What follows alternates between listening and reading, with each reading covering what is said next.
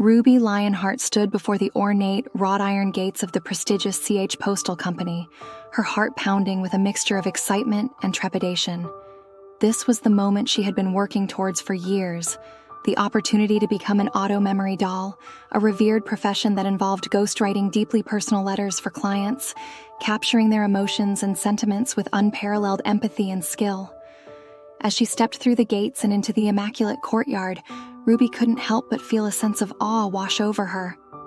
The CH Postal Company was renowned not only for its exceptional services, but also for the caliber of its employees, each one handpicked for their unique talents and unwavering dedication to their craft.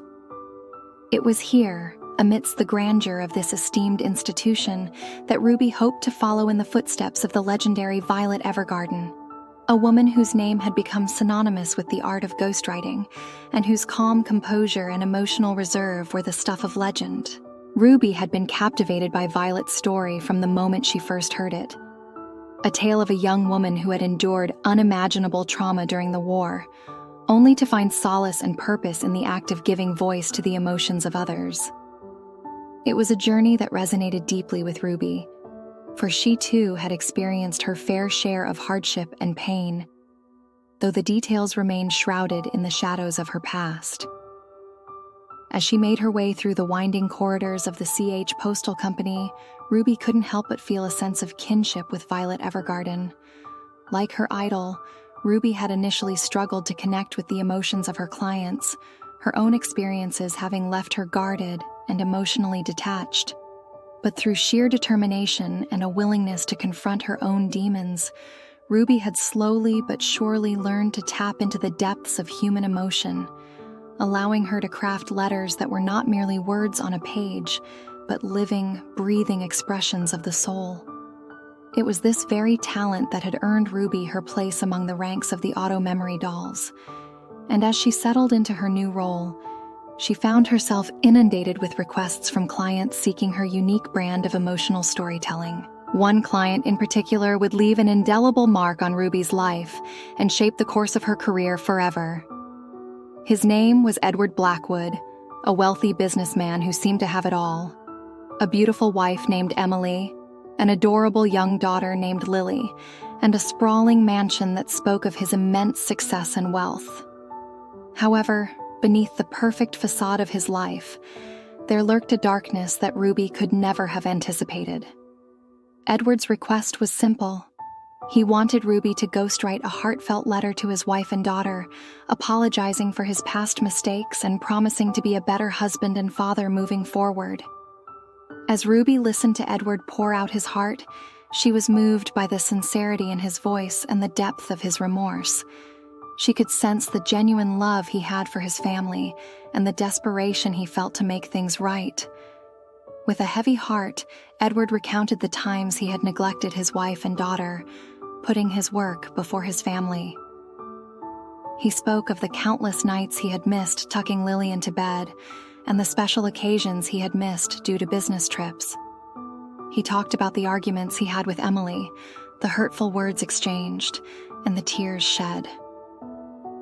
Ruby could feel the weight of his regret as he recalled these painful memories.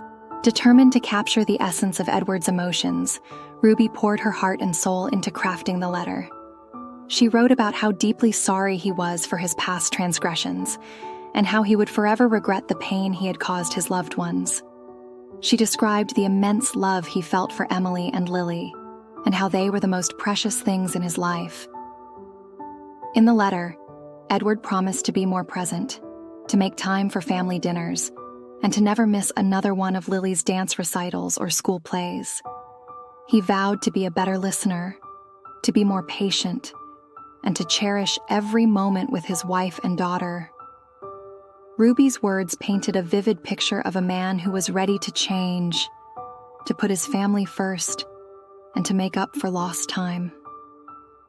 Little did Ruby know that Edward's intentions were far more sinister than she could have ever imagined. Months passed, and Ruby had all but forgotten about the heartfelt letter she had written for Edward Blackwood. That is, until the news broke. Edward had murdered his wife and child in cold blood, their lifeless bodies discovered in the very mansion that had once been a symbol of their idyllic existence. Ruby was utterly devastated and haunted by the knowledge that her words, her carefully crafted emotions, had been used as a twisted farewell by Edward before he committed such a heinous act. She couldn't fathom how a man who had expressed such deep love and remorse could have been capable of such unspeakable cruelty. And in a final twisted act of depravity, Edward had taken his own life, leaving behind the letter that Ruby had so painstakingly crafted, a letter that was now revealed to be nothing more than a macabre farewell, a promise to love his family better in the afterlife that he had so callously denied them in this world. The revelation shattered Ruby's world, leaving her reeling in a maelstrom of guilt, confusion, and utter horror. How could she have been so blind? How could she have failed to see the darkness that lurked within Edward Blackwood's soul? And how could she have been so naive as to believe that her words, her carefully crafted emotions, could ever hope to sway a man so utterly consumed by evil? In the days and weeks that followed, Ruby found herself haunted by the ghosts of Edward's victims, their silent screams echoing through the halls of the CH Postal Company.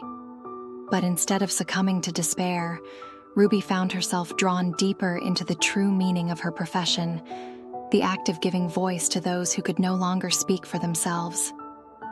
She realized that her role as an auto-memory doll was not merely to capture the emotions of the living, but to preserve the memories and legacies of those who had been silenced by the cruelty of others. With a newfound sense of purpose, Ruby dedicated herself to crafting letters that would serve as a testament to the lives that had been so tragically cut short, ensuring that their stories would never be forgotten. Each letter became a labor of love, a painstaking effort to capture the essence of the victims' lives and the depth of their loved ones' grief.